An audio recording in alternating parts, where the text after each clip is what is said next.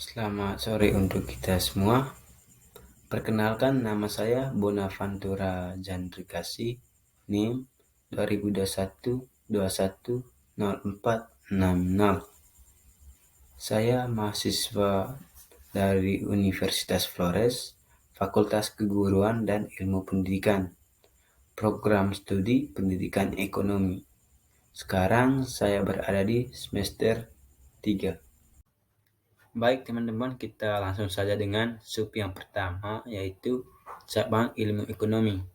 Di sini ada 8 cabang ilmu ekonomi. Nanti kita lihat satu persatu ya teman-teman. Baik, langsung saja yang pertama, ilmu ekonomi moneter. Merupakan ilmu ekonomi yang membahas tentang uang, perbankan, dan lembaga keuangan lainnya seperti inflasi dan tingkat suku bunga. Ilmu ekonomi moneter ini juga membahas berkaitan dengan perekonomian negara, di mana di sini ya uang sangat berperan penting bagi kehidupan manusia, tidak dapat dipisahkan. Baik, yang kedua, ilmu ekonomi publik. Ilmu ekonomi publik merupakan ilmu ekonomi yang membicarakan tentang kebijakan pemerintah dan perekonomian. Jadi teman-teman, ya tentu kebijakan ekonomi yang diambil oleh pemerintah berkaitan dengan kebijakan ekonomi publik, ya tentu yang pertama itu berkaitan dengan APBN, APBD, terus utang negara, pajak, maupun retribusi. Baik, yang ketiga, ilmu ekonomi industri. Ilmu ekonomi industri merupakan cabang ilmu ekonomi yang memfokuskan pembahasan pada interaksi perusahaan-perusahaan dalam suatu industri. Jadi, kegiatan manusia di dalam ekonomi industri yaitu mengubah barang mentah menjadi barang setengah jadi, dari barang setengah jadi ke barang jadi. Dan di sini contohnya yaitu industri tekstil, industri otomotif, dan industri kerajinan. Baik, yang keempat, ilmu ekonomi internasional. Ilmu ekonomi internasional merupakan sebagai cabang ilmu ekonomi yang membahas aktivitas perekonomian antar negara. Ya, artinya suatu kegiatan yang dilakukan oleh negara dengan maksud untuk memajukan perekonomian dari suatu negara tersebut. Baik, yang kelima yaitu ilmu ekonomi regional. Ilmu ekonomi regional merupakan cabang ilmu ekonomi yang antara lain membahas tentang interaksi ekonomi antara wilayah dan proses perkembangan suatu wilayah.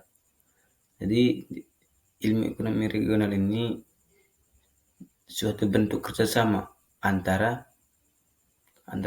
beberapa negara yang terletak pada suatu kawasan tertentu. Baik, contoh lembaga kerjasama ekonomi regional adalah ASEAN dan lain sebagainya. Baik, yang keenam yaitu ilmu ekonomi sumber daya alam. Ilmu ekonomi sumber daya alam merupakan ilmu ekonomi yang di dalamnya membahas problematika dan alokasi sumber daya alam secara optimal dilihat dari segi ekonomi.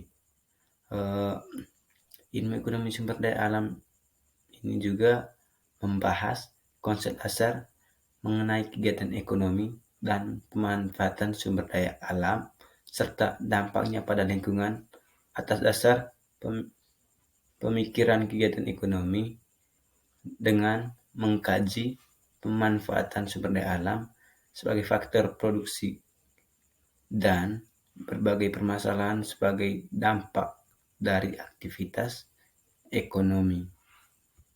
Baik, yang ketujuh yaitu ilmu ekonomi sumber daya manusia. Jadi ilmu ekonomi sumber daya manusia merupakan cabang ilmu ekonomi yang membahas tentang faktor produksi tenaga kerja. Ilmu ekonomi sumber daya manusia ini juga bisa mengkaji serta menganalisis pembentukan dan pemanfaatan sumber daya manusia. Baik, yang ke-8 ilmu ekonomi syariah.